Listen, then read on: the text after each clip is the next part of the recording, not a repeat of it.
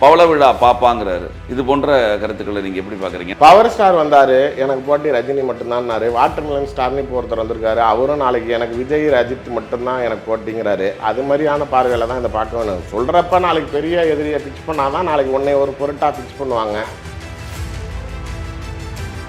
இதே அவங்க கொள்கை பரப்பு செயலாளர்லாம் யூடியூப்ல பேசுறப்ப நாளைக்கு அவர் வராரு, அவரோட சேர்ந்து இவரும் வராரு, ஓ இவரும் வராரா, ஓ அவரையும் கூப்பிட்டு வராரான்னு இப்படியே எதையுமே சொல்லாம பேசிட்டு இருந்தாங்க. அவங்க எதை தான் வாயை திறந்து வெளில பேசுறாங்க.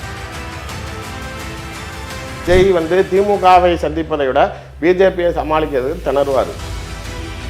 திரும்பி பணம் அதிகமாக சம்பாதிக்கணுங்கிறதுக்காக அந்த பதவி போதைக்காக அது தேர்தல் சமய அரசியலுக்கு 3 மாதத்துக்கு முன்னாடி ஒரு படம் ரிலீஸ் பண்ணுறேன், அந்த படத்தை பாருங்கள், அப்புறமேல நாளைக்கு நான் பிரச்சாரம் வரேன், நான் எனக்கு ஓட்டு போடுங்க, நான் நாளைக்கு சிஎம் ஆனதுக்கப்புறம் உங்களுக்கு செய்கிறேன்னா இவர் பாதிக்கப்பட்ட மக்களையே நாளைக்கு ஏன் வீட்டை கூப்பிட்டு வாங்குறாரு, மக்களை தேடி போக மாட்டேறாரு. 41 பேர் வந்ததை விடுங்க, வெள்ளம் வந்தப்பயே சரி. நீ திருப்புரம் கொண்ட சம்பவம் நடந்ததுன்னா திடீர்னு போய் கம்ப்ளைண்ட் பற்றிட்டு வீட்டில் படுத்துக்கிற. கவின் படுகொலைக்கு என்னடா கருத்துன்னு கேட்டால் உடனே கம்ப்ளைண்ட் பற்றி படுத்துக்கு என்ன பிரச்சனைனா போய் படுத்துக்கிறீங்க. இது மாதிரி எந்தெந்த எல்லா இடத்துலையும் நீங்கள் மக்களுடைய குரவலை நசுக்கு பண்ணும்போது நான் குரல் கொடுப்பேங்கிறவன் தான் தலைவர். நீ குரவலை நசுக்கிறப்பையும் குரல் கொடுக்க மாட்டேங்கிறா, மக்களுக்கும் வந்து நிற்க மாட்டேங்கிறா, ஆனால் தேவைக்கு மட்டும்தான் வருவேன், எலெக்ஷனுக்கு மட்டும்தான் வருவேன்னா இது எப்படி நியாயமாக இருக்கும்?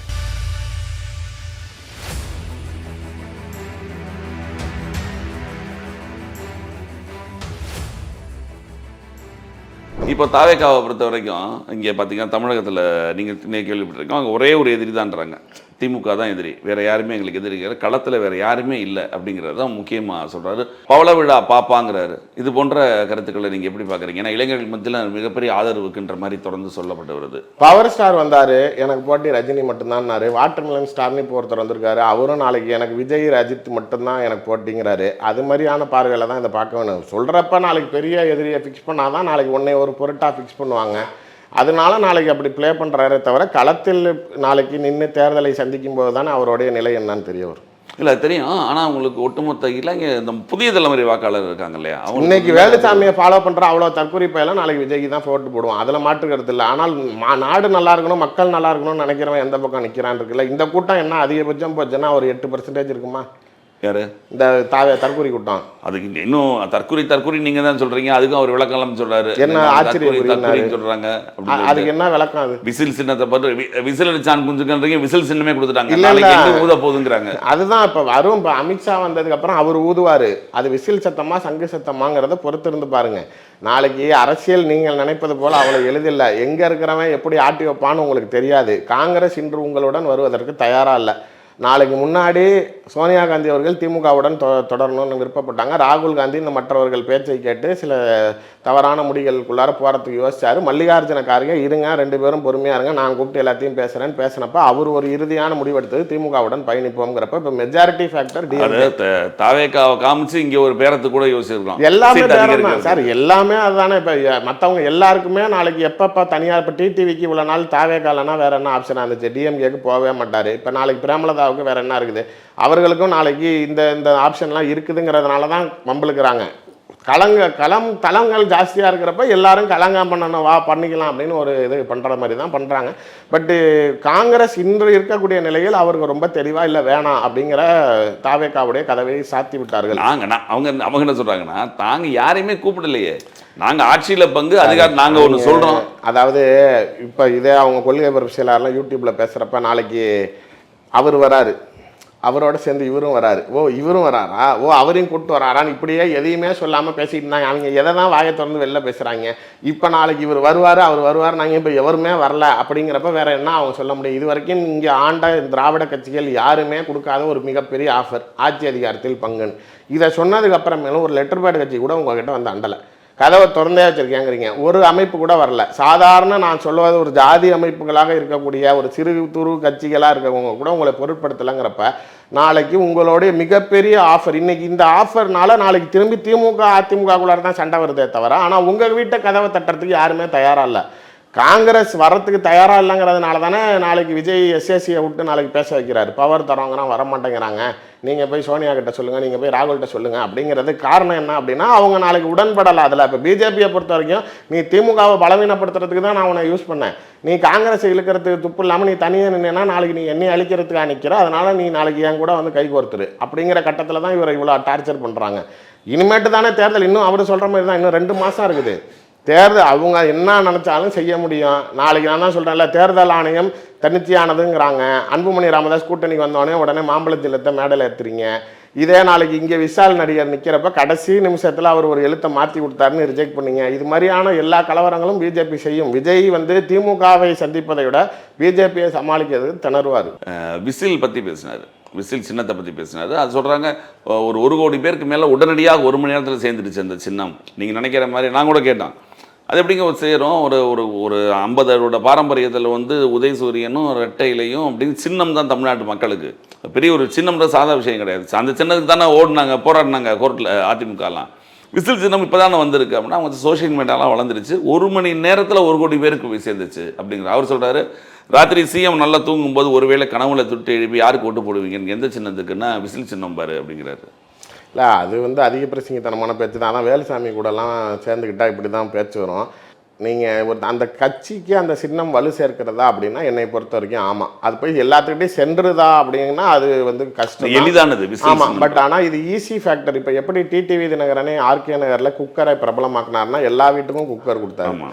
அந்த குக்கருக்கு 2000 ரூபா பணம் கொடுத்தாரு. ஸோ அது ஈஸியாக தமிழ்நாடு முழுக்க அவர் ஒரு இடைத்தேர்தலில் நின்ன பிராண்டை இன்னைக்கு எனக்கு குக்கர் கொடுங்கன்னு கேட்குற அளவுக்கு அவரை கொண்டாந்து அதை நிப்பாட்டியிருக்கு. இதே விவசாய சின்னத்தில் இருந்த சீமானுக்கு நாளைக்கு அப்போ வந்து அவருக்கு மைக் சின்னம் மாற்றினப்போ அதை நாளைக்கு ஏதோ என்னை வேணும்னே காலி பண்ணுறீங்கடா அப்படின்னாரு. ஆனால் அவருடைய பிராண்டு ஏன் நாளைக்கு முன்னாடி விவசாயத்தில் இருந்தோட மைக்கில் அதிக வாக்கு வாங்கினார்னா அவருடைய பிராண்டை தான், அவருடைய பேச்சுனாலே மைக்கு.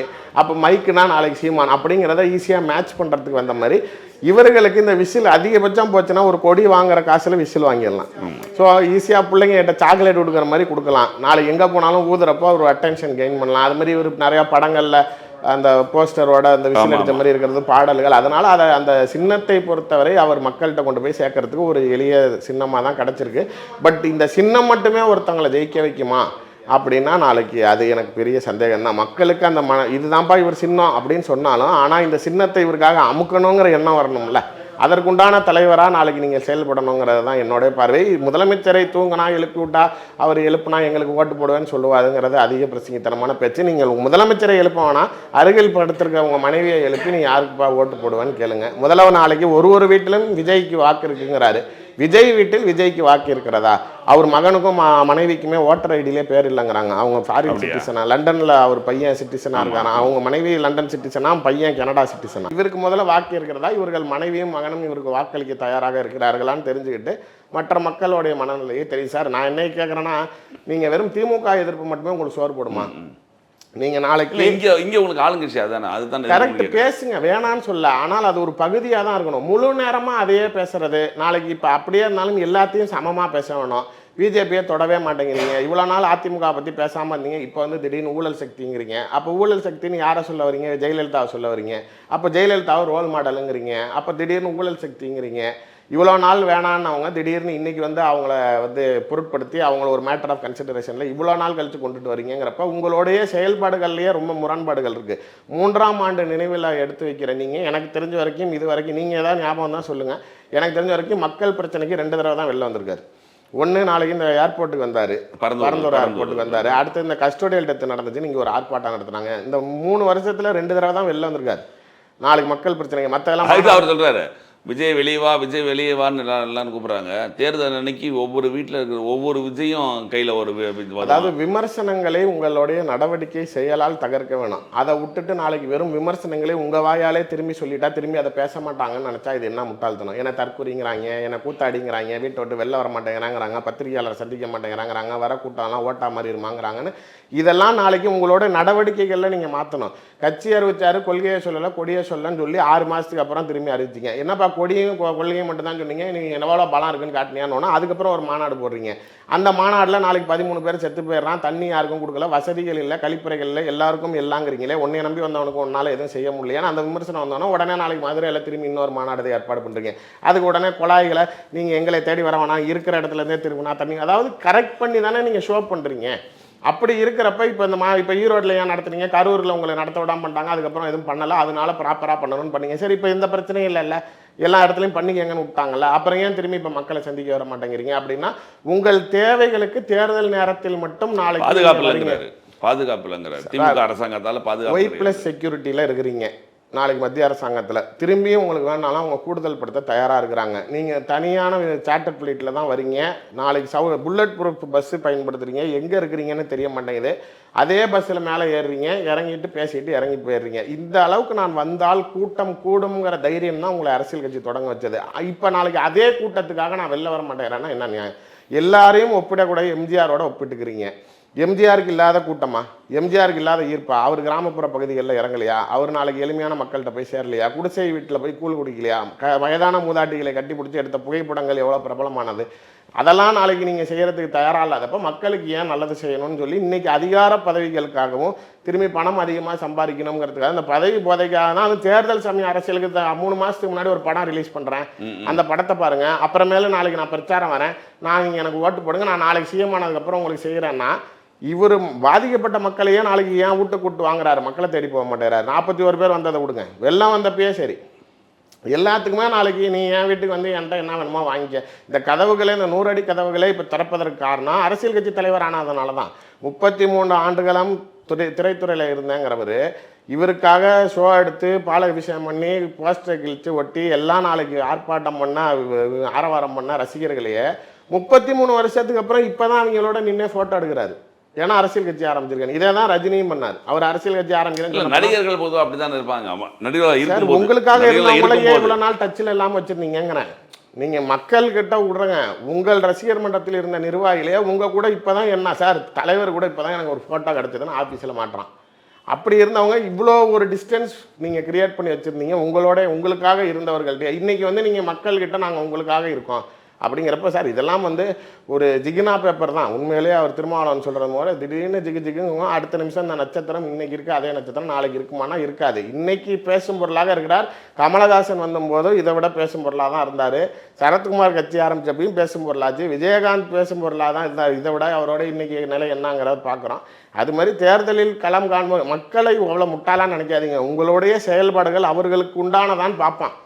நீ அவர்களுக்காக எந்த இடத்துல குரல் கொடுத்தான்னு நினைப்பான். நீ திருப்பரங்குன்றம் சம்பவம் நடந்ததுன்னா திடீர்னு போய் கம்பளை பற்றிட்டு வீட்டில் படுத்துக்கிற. கவின் படுகொலைக்கு என்னடா கருத்துன்னு கேட்டால் உடனே கம்பளை பற்றி படுத்துக்கு என்ன பிரச்சனைனா போய் படுத்துக்கிறீங்க. இது மாதிரி எந்தெந்த எல்லா இடத்துலையும் நீங்கள் மக்களுடைய குரவலை நசுக்கு பண்ணும்போது நான் குரல் கொடுப்பேங்கிறவன் தான் தலைவர். நீ குரவலை நசுக்கிறப்பையும் குரல் கொடுக்க மாட்டேங்கிறான், மக்களுக்கும் வந்து நிற்க மாட்டேங்கிறான். ஆனால் தேவைக்கு மட்டும்தான் வருவேன், எலெக்ஷனுக்கு மட்டும்தான் வருவேன்னா இது எப்படி நியாயமாக இருக்கும்? தேர்தலை பற்றி தெரியும். கண்டிப்பாக.